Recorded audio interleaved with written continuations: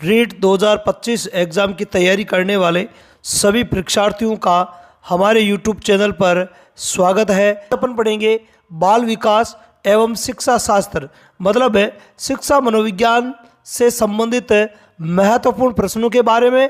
और ये जो प्रश्न है वो लेवल 1 और लेवल 2 दोनों ही प्रकार के अभ्यर्थियों के लिए इम्पोर्टेंट रहने वाले हैं। सारे प्रश्न एक से बढ़कर एक हैं और सभी प्रश्न परीक्षा के दृष्टिकोण से इम्पोर्टेंट रहने वाले हैं।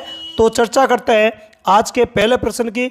आज का पहला प्रश्न है, ठोस बुद्धि से तात्पर्य है। ऑप्शन ए, व्यक्ति की तर्क शक्ति। ऑप्शन बी, व्यक्ति के अर्जित व तथ्यात्मक ज्ञान। ऑप्शन सी, वंशानुक्रम का ज्ञान। ऑप्शन डी, उपयुक्त सभी का ज्ञान। ऑप्शन ई में है अनुत्तरित प्रश्न। देखो, ठोस बुद्धि से क्या तात्पर्य है या ठोस बुद्धि से क्या तात्पर्य होगा।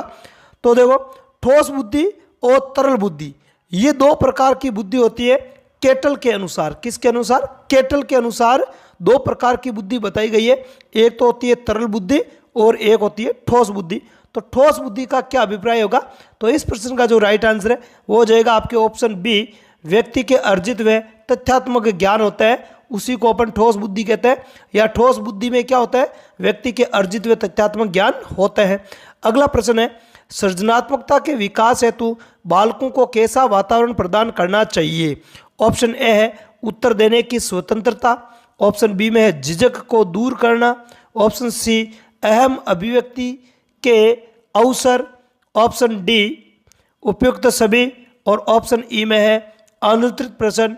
तो इस प्रश्न का जो राइट आंसर क्या होना चाहिए? देखो, सृजनात्मकता के विकास के लिए क्रिएटिविटी किसी बालक में विकसित करनी है तो क्या करना पड़ेगा? तो देखो, उसको उत्तर देने की स्वतंत्रता देनी पड़ेगी। यदि अपन उत्तर देने की स्वतंत्रता देंगे तो ही वो स्वतंत्र प्रकार से अपने अनुसार प्रश्न का आंसर है वो दे सकता है। आगे बात समझ में? ठीक है। इसके अलावा झिझक को दूर करना, उसमें किसी प्रकार की कोई घबराहट नहीं होनी चाहिए, है ना। तो घबराहट नहीं होगी तो वो अपने हिसाब से अपने मन से बना के प्रश्न के जवाब देगा, तो उसमें सृजनात्मकता का विकास होगा।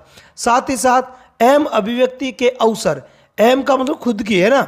अभिव्यक्ति के अवसर उसको मिलने चाहिए। किसके? अभिव्यक्ति के अवसर उसको मिलेंगे तो जो बालक होगा वो अपनी अभिव्यक्ति कर पाएगा।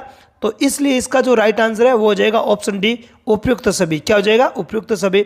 अगला प्रश्न है, सामान्य एवं औसत बालकों से व्यक्तित्व तथा गुणों में भिन्न बालकों को कैसे बालक कहा जाता है। मतलब है सामान्य बालक और औसत बालकों से, है ना। औसत बालक ही वैसे सामान्य बालकों की श्रेणी में आता है। तो इन बालकों से व्यक्तित्व और गुणों में जो भिन्न प्रकार के बालक होते हैं उन बालकों को अपन क्या कहते हैं? ऑप्शन ए में है मंद बालक। ऑप्शन बी में है प्रतिभाशाली बालक। ऑप्शन सी में है विशिष्ट बालक। ऑप्शन डी में है जड़ बुद्धि बालक। और ऑप्शन ई में है अनुत्तरित प्रश्न। तो इस प्रश्न का जो राइट आंसर है वो हो जाएगा ऑप्शन सी, विशिष्ट बालक। देखो, सामान्य या औसत बालकों से भिन्न है तो या तो वो जैसे मान लिया कि मंद बुद्धि का होगा या सृजनात्मक होगा या प्रतिभाशील होगा, तो सामान्य बालक से तो अलग ही है ना। तो इस प्रकार के जो बालक होते हैं वो सामान्य या औसत बुद्धि बालकों से या तो क्या होते हैं? निम्न गुणों वाले होते हैं या इनसे उच्च गुणों वाले होते हैं।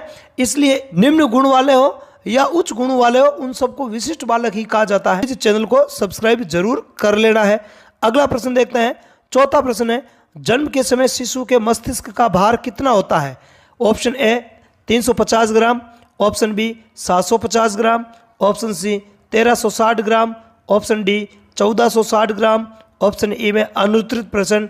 तो इस प्रश्न का जो राइट आंसर है वो हो जाएगा ऑप्शन ए 1350 ग्राम। अगला प्रश्न है, विकास की प्रथम अवस्था को क्या कहा जाता है। ऑप्शन ए गर्भावस्था। ऑप्शन बी शैशवावस्था। ऑप्शन सी बाल्यावस्था। ऑप्शन डी किशोरावस्था। और ऑप्शन ई में अनुत्तरित प्रश्न। तो देखो, विकास की जो प्रथम अवस्था है वो गर्भावस्था के नाम से जानी जाती है। जन्म के बाद, यदि मान लो प्रश्न में जन्म के बाद प्रथम अवस्था पूछे विकास की, तब शैशव अवस्था हो जाएगी। जन्म के बाद पहली अवस्था कौन सी होती है विकास की, वो शैशव अवस्था होती है। पर प्रश्न में जन्म के बाद नहीं कह रखा है, विकास की प्रथम अवस्था। तो विकास तो गर्भावस्था से स्टार्ट हो जाता है, इसलिए प्रथम जो अवस्था है वो गर्भावस्था होगी विकास की। और यदि जन्म के बाद प्रथम अवस्था पूछे तो शैशव अवस्था हो जाएगा। अगला प्रश्न है, शिक्षा मनोविज्ञान मनोविज्ञान की कौन सी शाखा मानी जाती है ना। शिक्षा मनोविज्ञान मनोविज्ञान की कौन सी शाखा मानी जाती है। देखो ऑप्शन ए सैद्धांतिक शाखा, ऑप्शन बी व्यवहारिक शाखा, ऑप्शन सी प्रायोगिक शाखा, ऑप्शन डी उपयुक्त सभी, और ऑप्शन ई में है अनुत्तरित प्रश्न।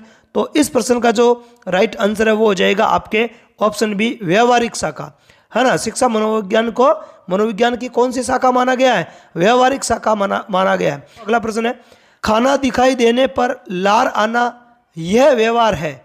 मतलब खाना दिखाई देते ही अपने मुंह में क्या आ जाती है, लार आ जाती है। तो ये किस प्रकार का व्यवहार होगा।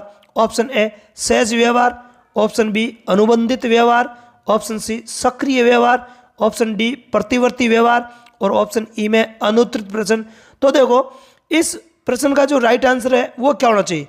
देखो सहज व्यवहार, ये सहज व्यवहार नहीं, सहज व्यवहार वो होता है जो स्वतः होता रहता है। जैसे मान लिया कि व्यक्ति खाली बैठा होता है और यूं ही हाथ पैर हिलाता रहता है, तो वो एक प्रकार का सहज व्यवहार है, ठीक है। अनुबंधित व्यवहार क्या होता है, जिसमें किसी उद्दीपक के साथ जो अनुक्रिया होती है वो संबंधित हो जाती है ना।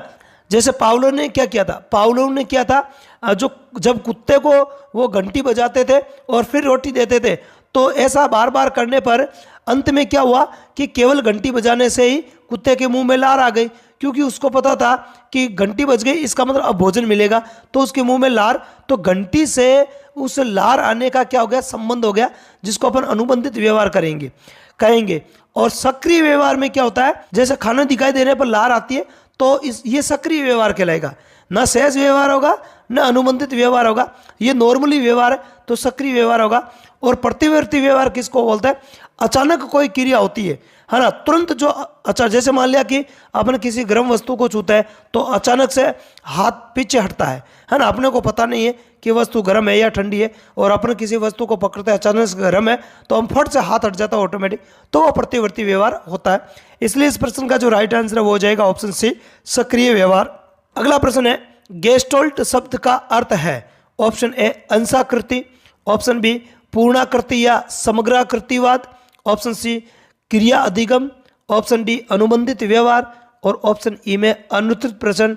तो देखो इस प्रश्न का जो राइट आंसर वो हो जाएगा आपके पूर्णाकृति या समग्राकृतिवाद, है ना। ये गेस्टोल्ट शब्द का अर्थ होता है। अगला नंबर क्वेश्चन है, साकीय अभिकर्मित अनुदेशन के प्रतिपादक माने जाते हैं। देखो विभिन्न प्रकार के अभिकर्मित अनुदेशन विधियां हैं। साकीय अभिकर्मित अनुदेशन है, रेखीय अभिकर्मित अनुदेशन है, कंप्यूटर आधारित अभिकर्मित अनुदेशन है। तो इसमें पूछा जा रहा साकीय अभिकर्मित अनुदेशन के प्रतिपादक कौन है। तो ऑप्शन देखते हैं, option A BF Skinner, option B है Norman A Crowder, option C में है Clark L Hull, option D में है गिलबर्ट, और ऑप्शन ई में अनुत्तरित प्रश्न। तो इस प्रश्न का जो राइट आंसर है वो हो जाएगा option B Norman A Crowder, है ना। नॉर्मन ए क्राउडर है वो साकीय अभिकर्मित अनुदेशन के क्या माने जाते हैं, जनक माने जाते हैं। अगला और आज का अंतिम प्रश्न है, मूल अभिव्यक्तियों के जनक माने जाते हैं। देखो मूल अभिव्यक्तियां है ना जिनसे संवेग जुड़े रहते हैं। तो ऑप्शन ए है फ्राइड, ऑप्शन बी है वैलेंटाइन, ऑप्शन सी में है गेरट, ऑप्शन डी में है मैकडूगल, और ऑप्शन ई में अनुत्तरित प्रश्न। तो मूल प्रवृत्तियों के जनक कौन माना जाता है, विलियम मैकडूगल माने जाते हैं। कौन माना जाता है, विलियम मैकडूगल माने जाते हैं। तो आज की क्लास में इतना ही। क्लास आपको अच्छी लगी हो तो इसको लाइक ज़रूर करें, साथ ही साथ अपने मित्रों में शेयर कर देवें, और चैनल पर आप नए हो तो चैनल को सब्सक्राइब जरूर करें, साथ ही साथ बेल आइकन को प्रेस कर लें ताकि जैसे ही मैं कोई वीडियो अपलोड करूं उसका नोटिफिकेशन आपको तुरंत मिल जाए। तो आज की क्लास में इतना ही, कल फिर एक नई क्लास के साथ आपसे फिर मिलेंगे, तब तक के लिए धन्यवाद, जय हिंद।